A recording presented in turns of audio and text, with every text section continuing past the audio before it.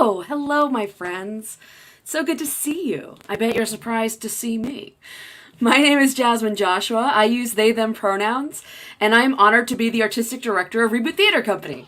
I am filling in for our regular host, Harry, who couldn't come tonight for secret reasons, which I will divulge at the end of the program. And this is Reboot Represents. Welcome, welcome. This month we are focusing on Asian Americans Pacific Islander Heritage Month, and we have an amazing guest lineup.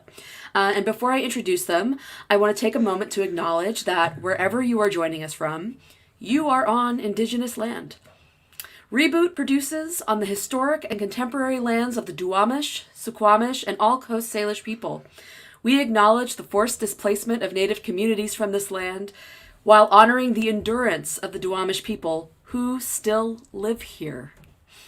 To this day, the Duwamish people have yet to receive federal recognition, and so we encourage you to visit the Duwamish Longhouse and Cultural Center in West Seattle to learn more, and also to visit realrentduwamish.org. I also want to state unequivocally that Black Lives Matter. And now I am proud to introduce our incredible guests. So first, called the Godfather of Asian American Theater by A Magazine, we're thrilled to have Roger Tang, a veteran theater director, playwright, and producer of over 4 decades, who began his career working with folks like Tony Award winner David Henry Hwang and Philip Khan Gotanda. He has sat on the boards of React Theater and Northwest Asian American Theater, where he helped build Theater Off Jackson. We will get into that later. Roger is also a member of the National Board for the Consortium of Asian American Theaters and Artists. Next, I'm happy to welcome Natasha Chen. Well, there's Roger. We got him. Hello, friend. Welcome, welcome. Next, I'm happy to welcome Natasha Chen. Natasha is a CNN correspondent based at the network's global headquarters in Atlanta, Georgia. She covers breaking news, including COVID-19 developments, police use of force, anti-Asian hate incidents, and natural disasters. Prior to joining CNN, Natasha worked as the general assignment reporter for Cairo 7 News here in Seattle, as well as stations in Tennessee and Texas. She grew up doing musical theater and collegiate a cappella as a part of Stanford Mix Company. And as a reporter, she participated in community theater here, including playing Isabel in Seattle Gilbert and Sullivan's Pirates of Penzance in 2015, and Ursula in Kitsap Forest Theater's Little Mermaid in 2016. And I also want to say hello. I am also a former Ursula. Ooh. So yes, you're wearing the shirt. Oh, so good. So good. And last, but certainly not least, we have the glorious Kathy Hsieh. Kathy is a founder and co-executive producer for CIS Productions, and also an award-winning actor, writer, and director, whose many honors include the National Association of Asian American Professionals in Seattle as their Artist of the Year, a Seattle Theater Writers Gypsy Award for Excellence in Playwriting, and a Gregory Award for Sustained Achievement. Her day job is for the Seattle Office of Arts and Culture, where she helped the agency earn the Seattle Management Association's first Race and Social Justice Management Award, and was nominated in 2021 as a Champion City of Seattle Supervisor. If you have ever dipped your toe into any theater endeavor in Seattle, you have likely come across Kathy or something she helped build. So welcome to the show, Kathy. Hello. Hello, friends. I'm so glad you could be here. I know for Kathy and Roger, because you're so, oh my God, I knew that was going to happen. So I have Chekhov's cat in my office, and at any minute, he could come in and leap and do whatever he pleases. So that's our exciting, it's like a Pee-wee's secret word at any moment. So, that's called drama. It's what happens. It's like, I'm just, paying rent here, and he runs the place. I don't even remember what I was saying before that, except that Kathy and Roger, I'm glad that you're here. I'm sure this month you're so busy, you're so sought after because you have such incredible knowledge and history here in Seattle. And Natasha, thank you for taking a break from, being a national hero and reporting the news to come and hang out with us. We really My God, we're so honored to have you. So thank you all. Natasha, I am also a Kitsap Forest Theater alum. Are you Aw, really? Nice. I love it. So sweet. What did you do, Kathy? What show were you in? I did the Three Musketeers. I did Great. Oklahoma and Tea House of the August Moon. Wow. Great. Aw, I've never done a show out there, mostly because I'm not like huge into camping. I And wasn't either. I was not a camper, and I had to be taught how to camp. And it actually was very surprisingly a lot easier than I thought it was going to be. Oh, good. All right, maybe I'll. They made it easy.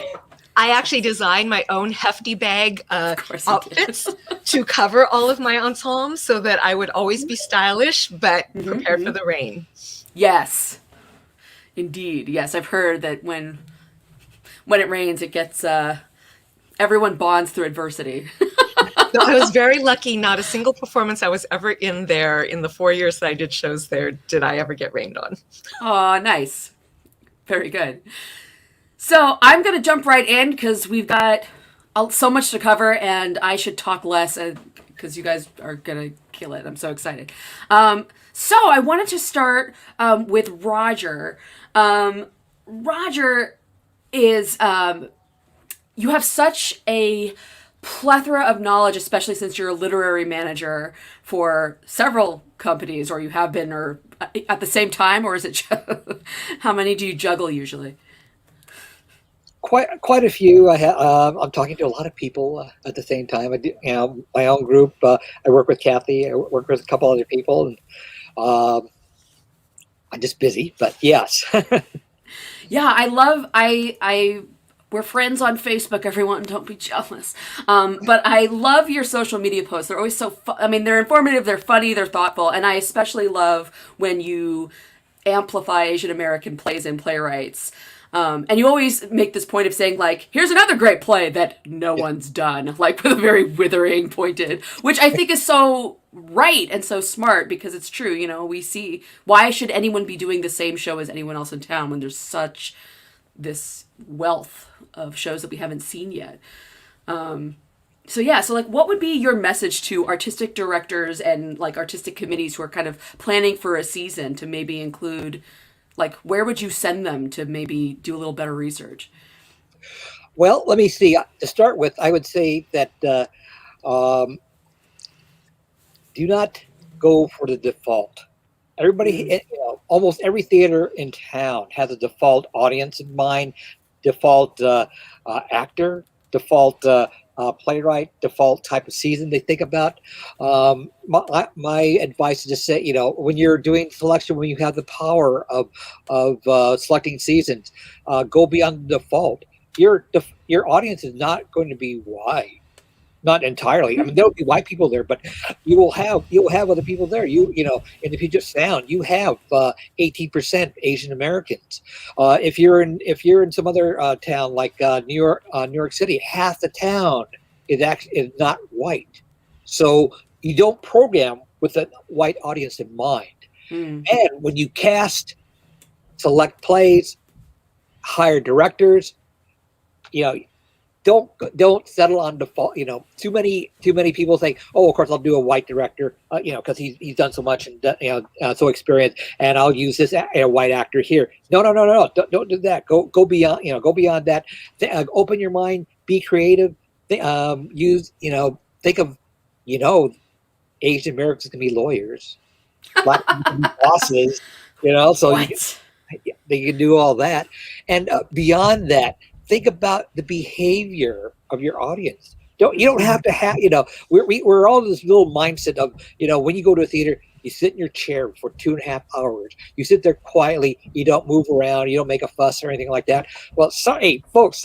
When I grew up from a grassroots theater, and kids were into the audience. People got up, got drinks, went back to their seats. They didn't bother with they didn't bother with performance, but people were just moving here and there around, and they were still being respectful to the folks on stage.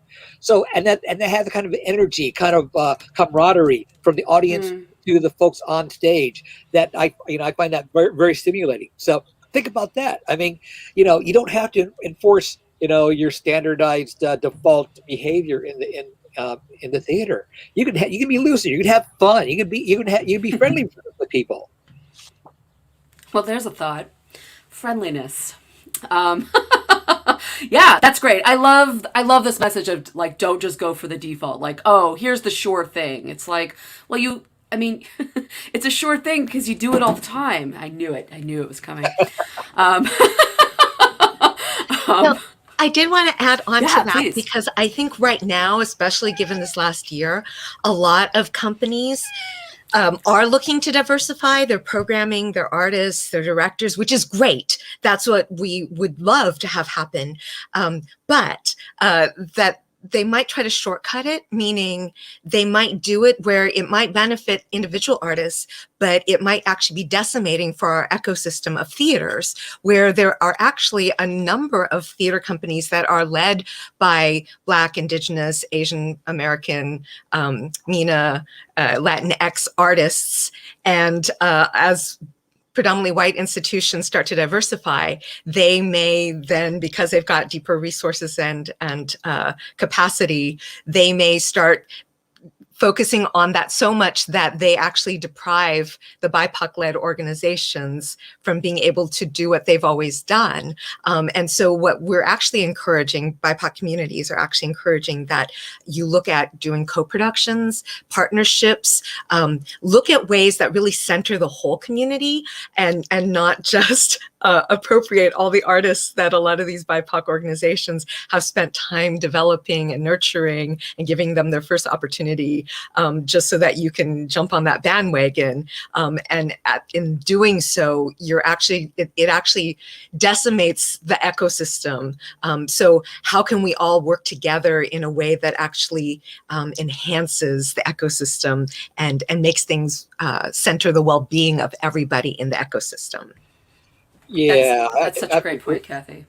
I have to agree. I mean, basically, almost every single Asian American artist I know of, from David Henry Wong to Lauren Yee, to let me see, Leah Nanako Winkler. I mean, these people started out with ethnic specific organizations. We help them develop. We help them give them their first job. We help them, we help them become the artists that they are. So it'd be at the very least, poor manners to go swoop in and grab them all up and not give us anything for the work that we help in developing them. I think what Kathy is saying is you can work with folks, work with people, put some resources back into the community, so we can help our current artists and the artists that coming into the future. That's and that's going to pay off dividends. It's not this is not altruistic. This is it's in your self-interest to go help BIPOC led theaters to develop them, make them stronger, so that you'll get stronger as well. Yeah, that's how would you say? So that's for people who are in positions of power in these orgs. Is there something that like audiences or other like non-decision making artists can do to, I mean, do you literally just email people like, please, you know what I mean? Like how can everyone else advocate, I should say. I think emailing is a good way. I mean, writing letters. I mean, I think folks are surprised. You can be surprised. They don't hear a lot from the audience directly, and particularly if they have very strong, very detailed viewpoints on diversity and reaching out. It's like, okay, it's sort of like in politics. You hear a lot from the reactionaries because they don't like it, and they don't hear a lot from people who say, right. who want to see. Hey, this is what I want to see. I want to see more diverse people. I want to be able to see, the entire breadth of humanity out there. You haven't done an Asian American play in the last 2 years, and that can be said for a lot of theaters here in town. This is where I think like someone like Natasha in her position and a lot of the media actually can play, and some have really played a strong role of creating greater visibility for who is missing, who doesn't have as much visibility. And so I think the media has a strong place in that. Yeah, I was discussing sort of in our prep call yesterday that recently in March when the Atlanta spa shootings happened, I was part of the CNN team covering that around the clock for the first, more than a week. And it so happened that our reporting team on the story were two Asian people. Myself, I speak Mandarin, and another Asian person who spoke Korean. And it just so happened that these two victim groups spoke those two languages. And then the third party, the third reporter on the team, has deep police sources who could really inform where this investigation was going. So the combination of us actually worked out really well. And in terms of visibility, Kathy, that you're talking about, CNN made a sort of highlight reel of all of the people of Asian descent on air around the world, not just on CNN US domestic air, but in our Hong Kong bureau in Tokyo.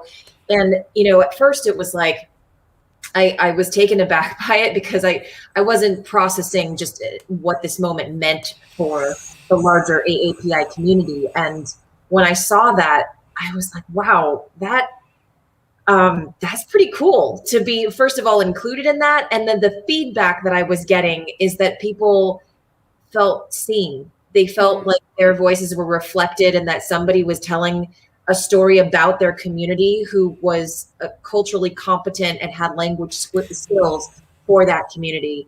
And other Asian American journalists who have been with the company far longer made the point to me. They said, a number of years ago, that highlight reel would have been much shorter. And today it's this many people. So that felt good. Wow, that's nice. That's touching. Yeah, that is great. Yeah, we, when we do shows and we get, we don't do that many kids shows. There are shows that like parents will bring their kids to, and we're like, okay. But when it happens, it's usually like, obviously it's a parent who is very attuned to their kid. And when they come up to the actors afterward and they say like, I didn't know that I could play that I could do that. Especially since we do so many like queer lensed shows and we always put a queer wash over everything. So we get these little kids who are like, oh my God, like I can wear that. It's like, yeah, you can. Yes, you can. So I love that. Yeah, that's why representation and visibility is so important. I know the moment where I decided like I really want to do this was one of my first shows when I was still in college was touring throughout all the Boeing Christmas parties, all the Safeway Christmas parties throughout the region as Raggedy Ann. And, so I got all the makeup on, but I just remember like the little kids that would come up to me who were Asian American, and they were just in awe that Raggedy Ann could actually be someone who actually looked like them. And then it was like, wow, there is power to representation for that next generation not seeing themselves being invisible, which then I think frames your whole mindset about what agency you have, not just in the arts, but just in general in life when you don't see yourself represented. So I want to use that to segue. I have another question. So Natasha played Susan B. Anthony in a play. As far as we are to understand, Susan B. Anthony was not an Asian woman, as far as we know. And so, Natasha, what was that experience like? Yeah, so that's no other way. That I know. I'm always like trying to fix the wrong side of my hair.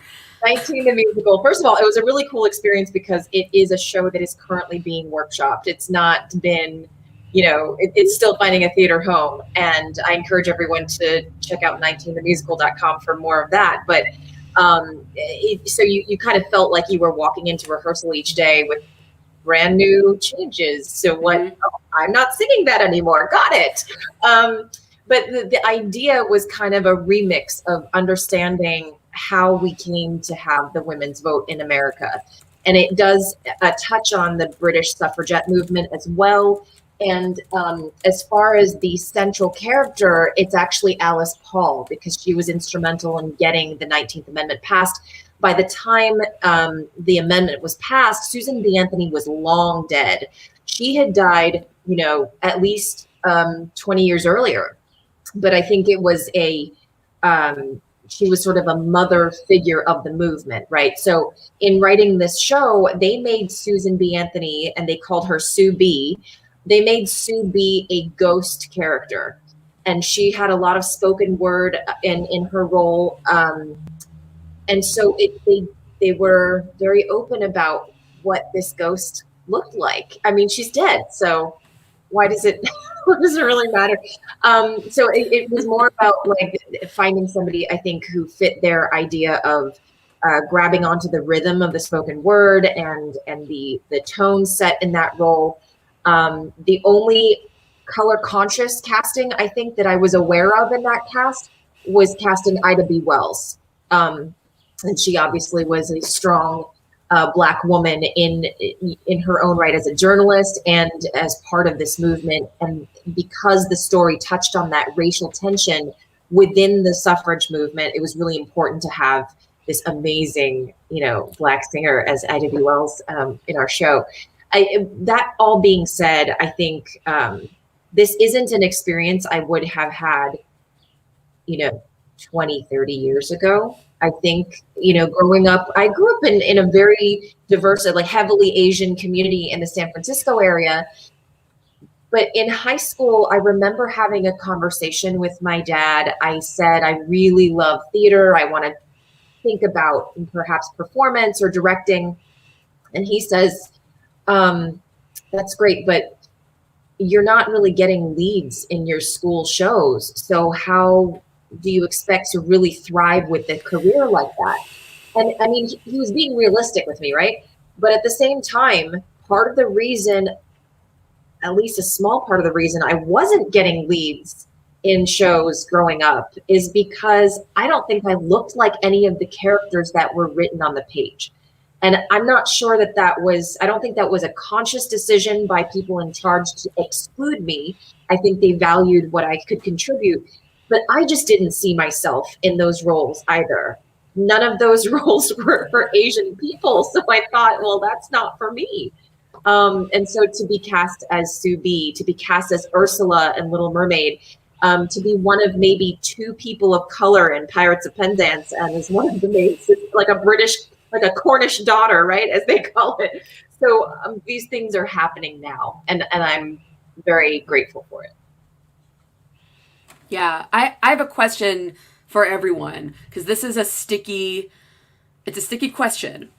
So at Reboot, we do, it depends on the show, and I'm still artistic director because it's like, I know what it is, and I haven't been able to describe it to anyone else yet.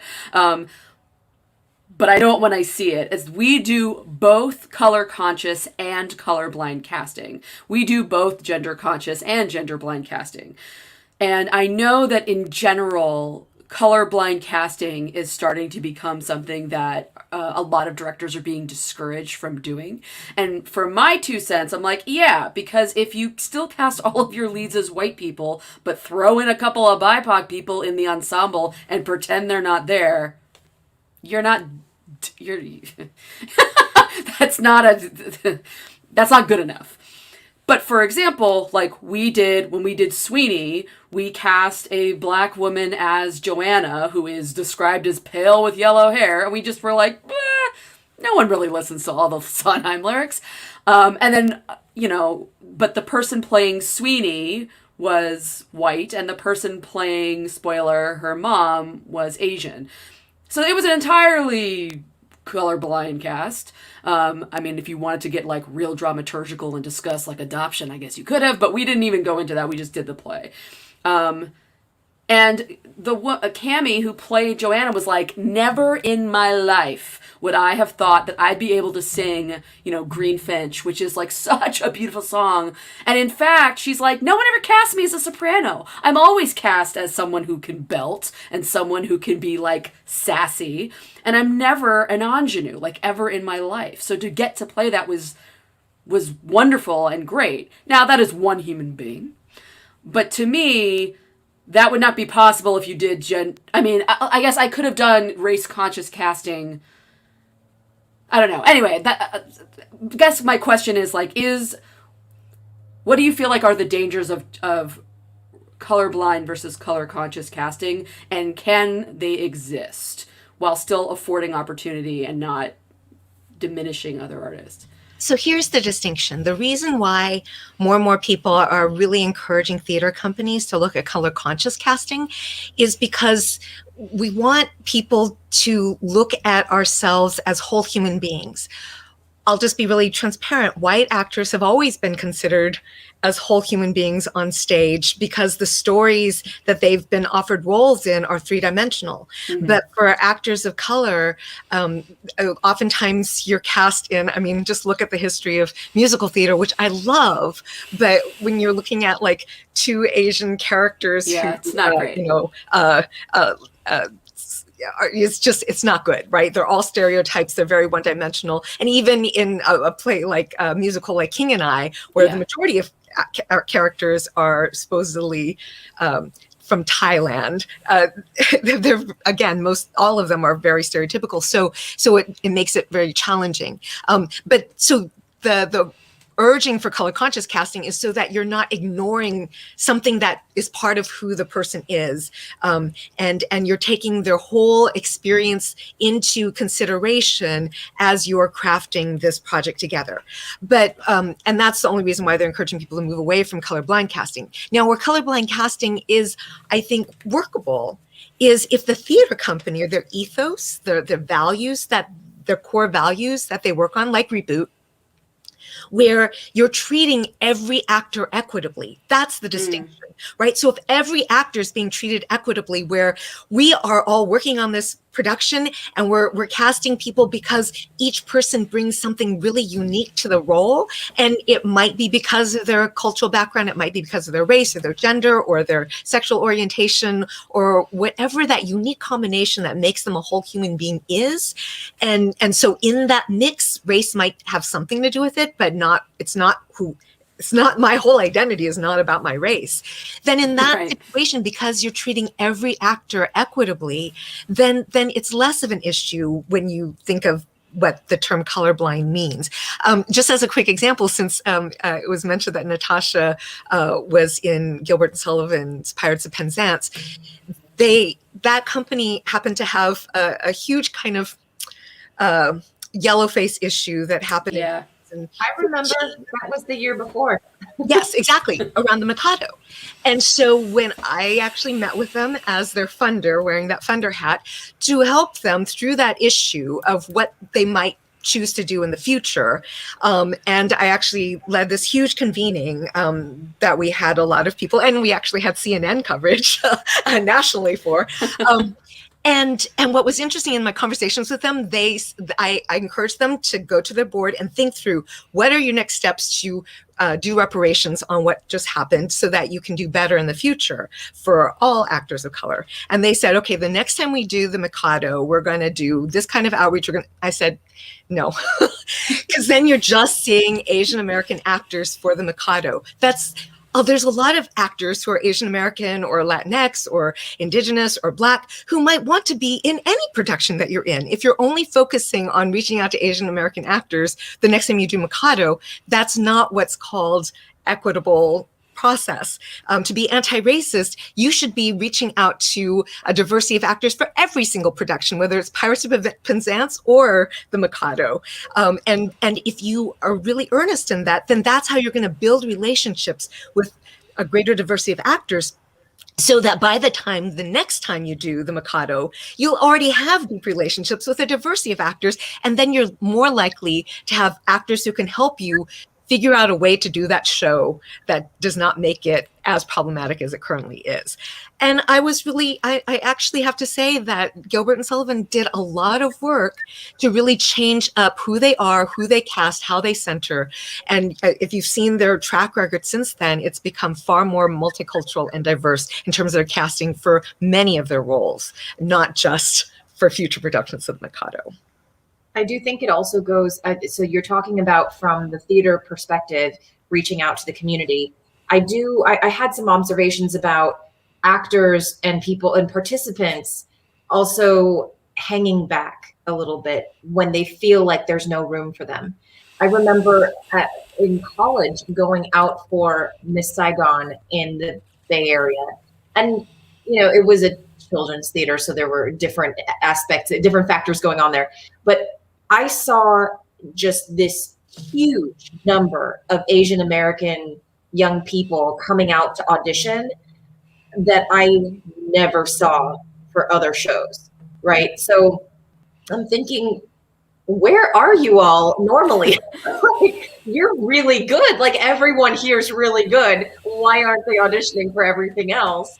So it's, I think, a mutual two directions.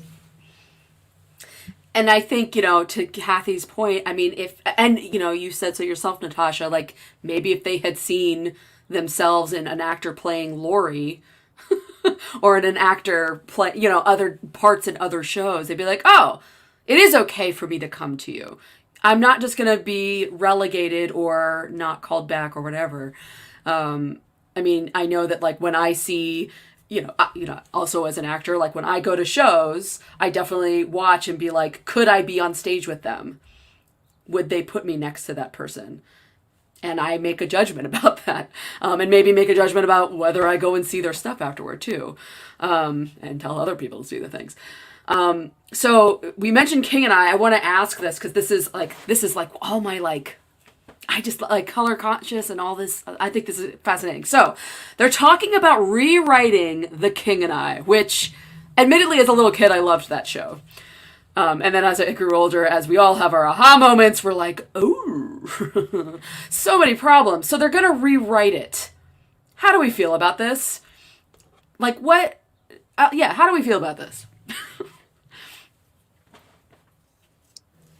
I'm going to go in for a very long, this might be a very long story, but let me see. I remember when the Rodgers and Hammerstein organizations wanted to redo the Flower Drum song.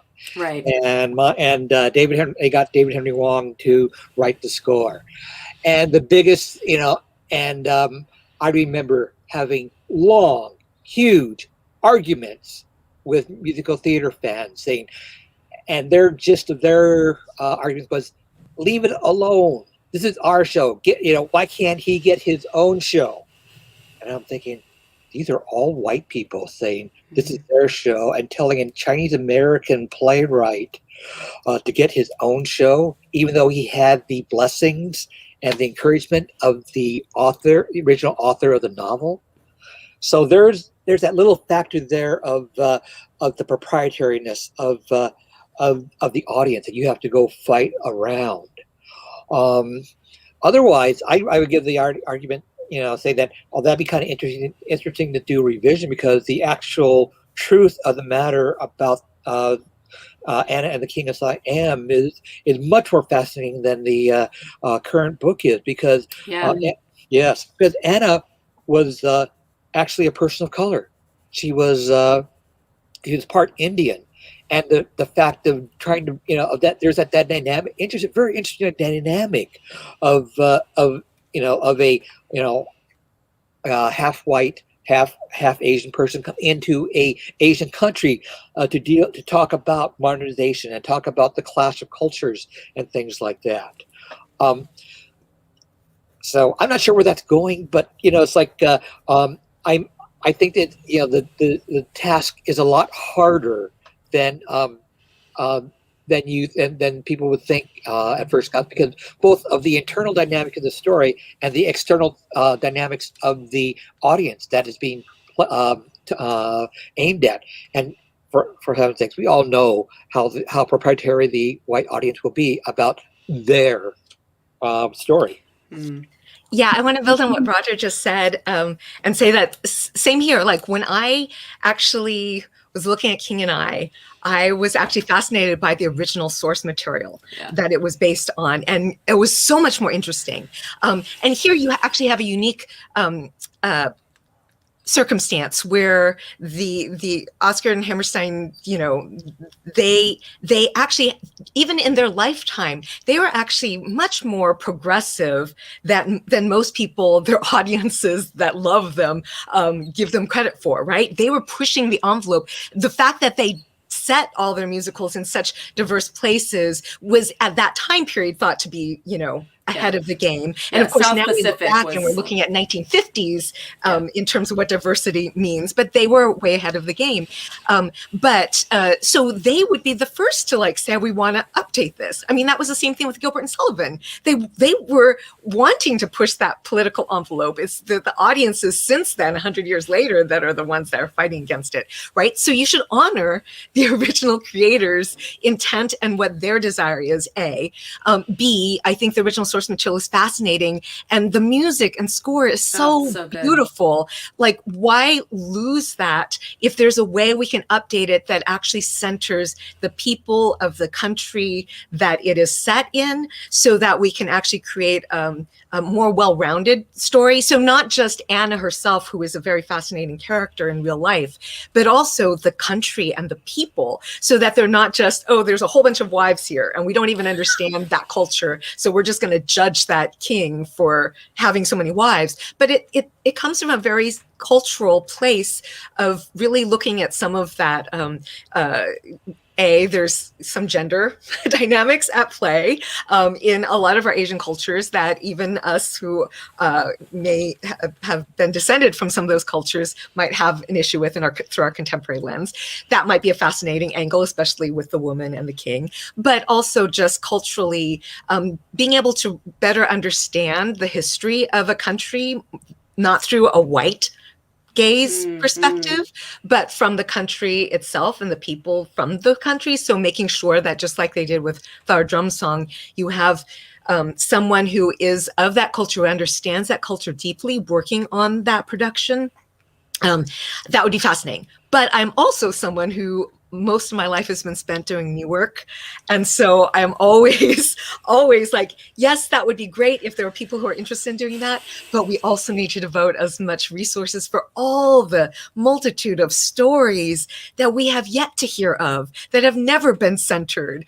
And that would be a priority of mine personally. What do you think, Natasha? Oh my goodness. I think that they're just like many other things that our community at large have loved for so long and call classics. It's very hard for people to let go of, right? And just like you were saying, the aha moment, I think. My example that I immediately thought of, because I'm a Disney nerd, is the Disney's announcement pre-pandemic that they were going to change Splash Mountain into a frog theme, right? Yes. Have the hardcore traditionalists who say, how dare you change this classic ride? I have all these memories. Okay, you know what? Those memories don't go away. You still have them. And also, when you change over to something else that includes more people, includes more fans, especially the fans of color who see themselves in the Black Princess. Yes. You're talking about bringing in more into the fold, rather than saying that your classic experience was so great for you that those other people who are left out should continue to be left out. That's the difference there. Then I think the way that it applies to theater and rewriting shows is, I'm always very curious, like, oh, you're going to go for it. Like, and let's see how creative someone can be, right? To morph a loved story into something we can appreciate more today. But I do think in some cases there's a threshold. It's a tall order for certain stories. Like, I don't think anyone's going to redo Gone with the Wind, but it's like that's really hard. I don't. No, probably not. Great. I did love the Carol Burnett takeoffs Yes. of all of those classic movies. The Wind Be Gone. Yeah, I do have one solution, even though it'll kill the actors. One is to do a 3-part and do it in repertoire, the traditional version, a revised version, and do a 3rd part. Do Soft Power by David Henry Hwang, which is a love story for the King and I. No, I actually had suggested that. There was a company locally, Arts West, and they were doing M Butterfly a few years ago, and they were trying to decide which version of it to do. And I actually said, well, if we had more capacity and resources, it would actually be fascinating to do both versions, the updated version and the original version, so that people can actually talk about what has changed in our mindset now, looking back at it, that made David Henry Hwang want to rewrite his own play and readapt it himself. Harry Turpin and I had this running joke for a while that we were like, okay, if we were to reboot The King and I, because it's one of those shows like, how would you I mean, it would be hard to do, because the things that you want to reboot, you have to rewrite the show. I can't undo those things just by casting someone different. And so our joke was like, okay, so what if we told everyone we're doing The King and I. People come in, Act 1 is The King and I. We have intermission and they come back and it's immediately Act 2 of Miss Saigon. And no one knows so all of a sudden we just have a helicopter descend at the beginning of Act 2. And I'm like, how long do you think before people would leave? Do you think people would escape? I don't know. That's been our running joke. And we keep joking about it, but then we're like, we probably could, but no, we shouldn't do. Well, it's always our touchstone. But yeah, it's funny. This is such a great, cornucopia of thoughts because my immediate response was, we shouldn't, and not because it's such it's like, oh, but don't touch this classic, but just don't we have other things to talk about right now?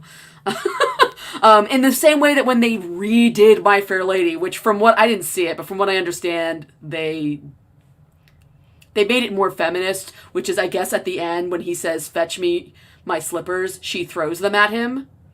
That was it! They fixed it! I'm like, y'all, no, absolutely, that's insult. So, to me, I'm like, you didn't do... So, that's what you wasted your time on? I don't know. There's so many. So that's my initial response. But I love the parallel to the Splash Mountain thing, because I love that ride. And I go through it, and it's so awkward and all, because I know what it's from, and I'm like, can't. So I'm super excited about rechanging it. I love that lens of it. I think we had a comment from Lonnie. Kevin flashed it up there where there we go. My mom dragged me to the Fifth Ave to see Flower Drum Song when he was there for a post-show talkback, and it was actually a great experience. And I hope they follow suit for The King and I. So, I mean, the people want it. And by the people, I mean Lonnie and, the four of us. But, I don't know. I mean, I know they just did that big, beautiful tour with the dress. So it's interesting that they're like, let's do it. I don't know. Especially that it's playwright initiated. That's so cool. So as we round the corner, we have about 15 minutes left, and I want to ask the three of you. So what Asian American reboot would you like to see? And it doesn't have to be theater. It could be TV. It could be a movie. What would you like to see? Or what do you think that people haven't played with yet?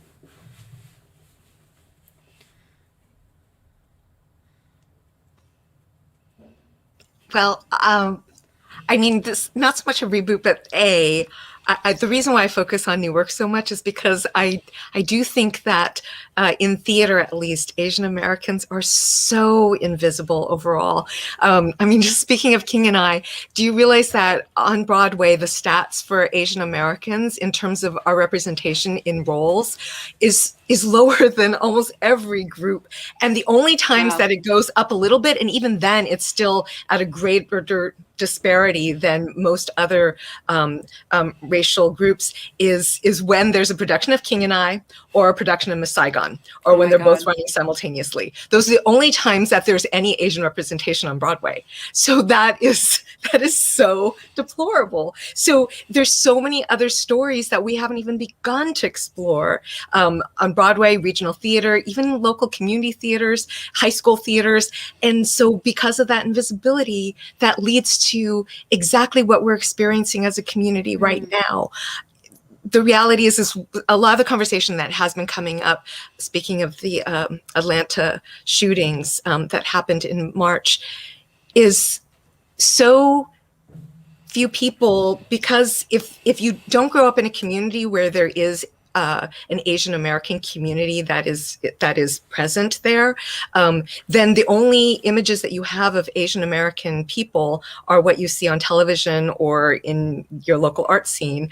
And again, if you're invisible there, or the only representation are stereotypes, then that is all you know. And then therefore, Asian Americans aren't seen as being fully three-dimensional people.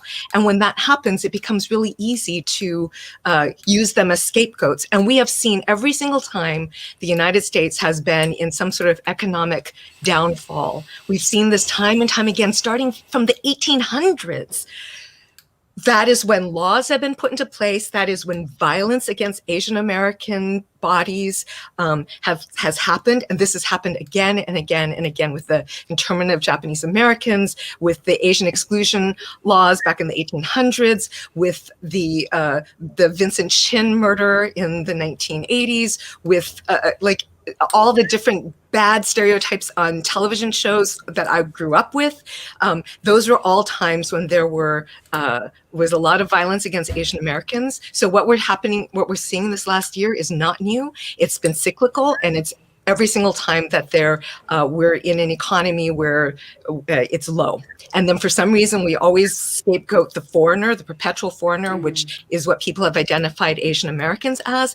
And a lot of the reason why it continues to happen is because we've never had visibility in the mass media, in art forms, on television, films, books, or magazines that show us, or even in news stories that show us as fully dimensional human beings. And so the only way to combat that is we actually have to be proactive and create more visibility that show our full dimensionality. So then it becomes harder and harder to be able to just scapegoat us in the way that we have experienced. I think that and I just wrote a piece for AAPI month on this, but it's this erroneous idea of the Asian person being foreign and not American and not belonging here. And it is because of lack of visibility. When all of these anti-Asian hate incidents started really getting reported out there over the past year, one of the initial feedback responses I was getting, even from other people of color, was welcome to the club. And no, it isn't a welcome. We've been in the club. We just don't. It is part of the culture also traditionally not to talk about it, not to talk about victimhood and harassment. And I personally had somebody a year ago this month, as we were covering coronavirus and crowds on the beach, tell me to get out of his effing country, even though I was born here. And that, I'm the reason for the virus being here. So, it's that kind of thing that's been going on a long time. To circle back to Jasmine's initial question of the reboot, I would say, and this is purely on the question of rebooting something that's in existence that we love, I kind of wanted to see a Family Matters sitcom with an Asian family and an Asian neighbor who is a nerd in a different way than Urkel was a nerd. I think you would have to find, because it's so easy to stereotype an Asian person as a nerd, you would have to find something very, very unusual for that Asian young person to be into. Like maybe they're really into geeky American history and, reenactments of some kind. And it's like, oh my God, like a docent somewhere. Right. Love it, yes.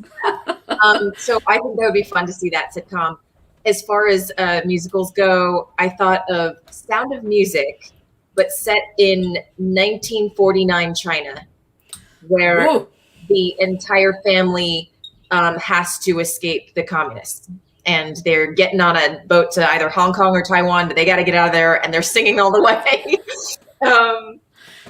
And in some ways, that and like a reboot of Fiddler on the Roof, but during American Japanese internment. Ooh. I think that it's one of those things where obviously it's not going to be Fiddler. Fiddler is a distinctly Jewish experience, and it should be, celebrated as part of that community. I'm just thinking of rebooting the storyline and like remixing for something else. I mean, what's great about that idea to me is like, you see how white supremacy is such a communicable frigging problem? Yeah. Weird how that is. Yeah. Yes. Let me see. I have my idea. My modus operandi is to take historical Asian American and Chinese American characters and recast them as pulp heroes. So I have two characters. One, Hazel Ying Lee. He was the first Chinese American aviatrix. She flew fighter pirates. Second person, Ching Sheng Wu, the first lady of physics. She discovered the element promethium, and she helped bring the Manhattan Project to life. So I'm going to mash them up. I'm going to make Hazel Ying Lee the Rocketeer, Yes. and Ching Sheng Wu, Yes. Doc Savage. I think I just bought Dr. Wu's postage stamps today. Yeah, yes, indeed. Yes. And since I've done this sort of thing in the past, so I can actually make this happen. Since I am a writer and I have a theater company, so And Natasha, Kathy, if you want some roles, yes, I will write them. we're down.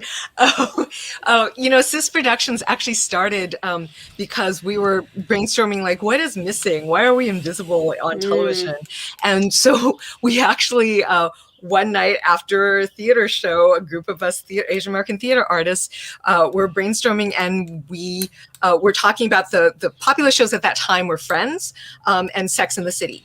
And so that's why we created Sex in Seattle, which it was a romantic comedy sitcom that would be episodic for live theater. And it was really Friends, but kind of using the premise of Sex in the City, where it was centered around 4 women, very diverse Asian American women.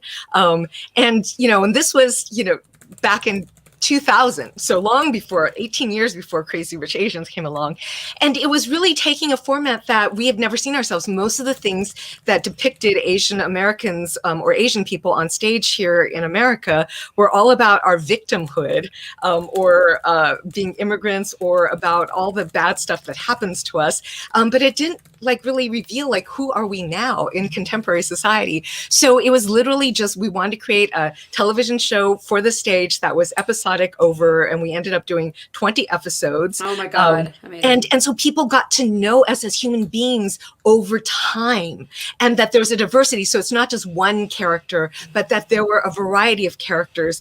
And that became very popular for a lot of people, because they never got to see themselves anywhere else represented. So that is what we did back then. But in terms of reboots, to be honest, really any story where there's 3-dimensionality of characters, and to be able to cast more diversely, that includes Asian Americans and Pacific Islanders in a lot of those leading roles, would be fabulous. We still don't see that even now on most of our Seattle stages. That's the truth. Oh, I love that line. There's a great PBS documentary about Fiddler, and they tell the story of the first production in Japan, and the Japanese audience wondered how they wrote such a Japanese story, even though it wasn't set in Japan. Fiddler is truly immersive. Yeah. An amazing, amazing piece. And you know, Yentl, there's actually a classic Chinese opera called The Butterfly Lovers, which is the exact story of Yentl, but this story is from like 4,000 years ago. And so you could totally do Yentl with a Chinese setting because that's the story originally. Oh, interesting. No more problematic classics. More new works with multidimensional characters and relationships for Asian Americans. Yes. Yes. Yes. No, an all Asian American Chekhov series. Ooh, that'd be great. Get the Seagull Project. What are they doing? Call them. Yeah. Oh, great ideas. I love that. I love the idea. I'm such like I love sitcoms. Like I grew up on Nick at Night. So like I love like Taxi and like the old and it, God, they're so like. And yeah, I mean, go ahead, Natasha. Go. Oh no! If anybody wants to try to reboot, like the idea of Seinfeld with all Asian Americans in New York, I sometimes the dynamics between Jerry's parents and him and George's parents, and I was like, I can totally see Asian parents saying these things. and if anybody wants to reboot Friends as an all Asian cast, I would totally be auditioning for Monica. Yes. Yeah. And the reality is that it still boggles my mind that there are shows that are supposedly set in California or in New York, yes, and you don't see any Asian Americans in those scenes. Like, what is up with that? It's 2021. My God. So we're gonna, this is such a great discussion. We're going to close out. I'm going to give each of you a second to give any shout outs to any orgs you want to bring some amplification to. Yeah, let's start with Kathy. I did want to just shout out, there is a Facebook page called Racial Equity Arts Lab, and it's just a page of resources for people who are looking, if you are in the arts, especially in the performing arts, and wanting to become more anti-racist in how you do your work. It's a great place to download free options and blog readings and things like that so that you can open up your perspective and lens. And then during this time, a lot of people are asking, like, how can we support Asian Pacific Islander Americans, especially with all the hate crimes that are happening against our communities. And Hollaback has free bystander trainings, and their basic bystander training is great. It can help whether you're a woman who's experiencing harassment on the street, any person of color experiencing that, or you see that happening to someone else and you want to be able to help, but not put yourself in harm's way or escalate things. It's just a really great training that everyone should take, and that's free. Yeah, it's really good. I took it. It was great. Natasha, tell us everything. Well, I first, if anybody is interested in some of the stories I've recently covered, they tend to get populated on a CNN profile page. So it's just cnn.com/profiles and my name. But it just has like the recent stories, and then there's a lot of AAPI stories there, including the recent spa shootings as well. And most recently, I've been covering the Andrew Brown case in North Carolina. I actually just flew home to Atlanta tonight from there. So oh my God. It's new. And then also an organization that's been integral to my development as a journalist is the Asian American Journalists Association, AAJA. They have also been really vocal when it comes to calling out media reports that describe the Asian experience problematically.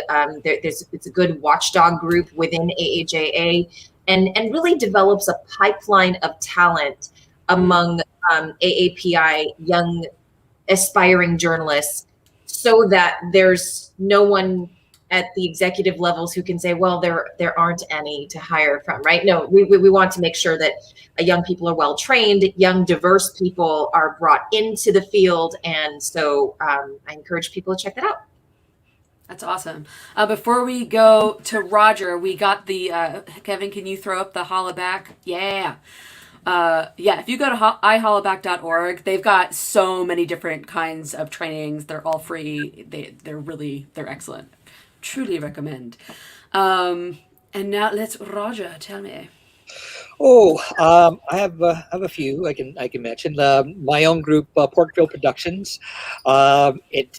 It shows our history. It shows what we're doing. We've done stuff like Asian American steampunk. We've done some Asian American. Let's see. We did a play about it. Chinese American family of con men. And one of these years, we're going to be doing about a story about a Chinese pirate queen. Yes, I cannot wait. We were so close last year. Yes. The second group is is the Asian American Theater Review. It's a site I do on Asian American theater in general, and it has a listing of almost all the Asian American plays I can think of, which means I only have around 20% coverage, but that's still a lot of plays. So there's no such thing as I can't think of any Asian American plays. There's a site where you can look them up and see what they are. And third is the Consortium of Asian American Theaters and Artists. It's a national organization that is promoting Asian American theaters and Asian American theater artists across the country.